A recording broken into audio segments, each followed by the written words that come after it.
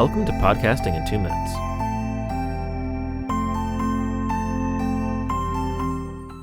As another possibility, you can also go to podconsulting.co and fill out the equipment questionnaire to get started. What's the best way to record? So now I've got the gear sitting around. What interface am I using? Am I just recording this through? Am I calling somebody up and recording this on Zoom? What's the best way to do this? Learn from our mistakes and do not use Zoom. Please, we beg of you, do not use Zoom. No offense to them, but the audio quality is just not there. The video quality is just not there. We highly recommend that you use Riverside.fm.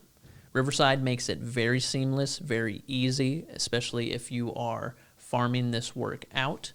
We can help you with that. Or if you have someone in-house that's helping with all of the editing, this makes it 10 times easier for this whole editing process. Having said all that, is it better to do it in person? Absolutely, because you're going to be able to read each other. You'll be less likely to talk over each other, unless if you're Ben and I. And just having the cadence of sitting down and having a conversation. There's no lag. Everything is in real time. It really creates more opportunity to either go over the time that you selected to have this conversation, but kind of feeling the room makes this experience a lot more engaging. Plus, I get to see every square inch of your handsome face. That's right. That's right. Where should I post my show? What's the best platform? So we have gone through a few trials. We are big fans of Podbean, which you can find them right here. What we have found out is if you're running this super, super lean, we would highly advise you to start with Red Circle. Red Circle makes the process so easy. Their interface is very easy to work with, and there's no upcharge. And you can even start monetizing your podcast immediately as soon as you get it out there. One thing to be wary of is Anchor.fm. Anchor was bought by Spotify. They're this big company now. There's a lot of people using them.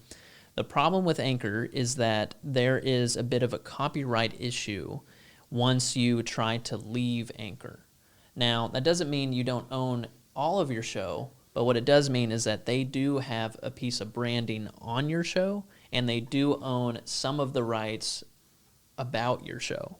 So keep that in mind if you want to use Anchor. We would not advise you to use it.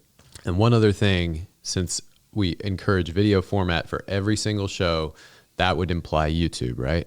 Absolutely. YouTube, I mean, everyone knows it. It is the #1 video platform out there. Definitely use that to your advantage. And a part of the budget, if we haven't mentioned it already, needs to be in setting up your channel, getting everything looking nice and clean. So as you start releasing your podcast, you can do it very professionally and very efficiently.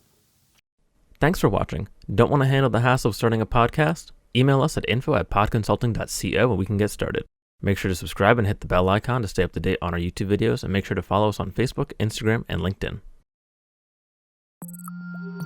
Produced by Podcast Architects.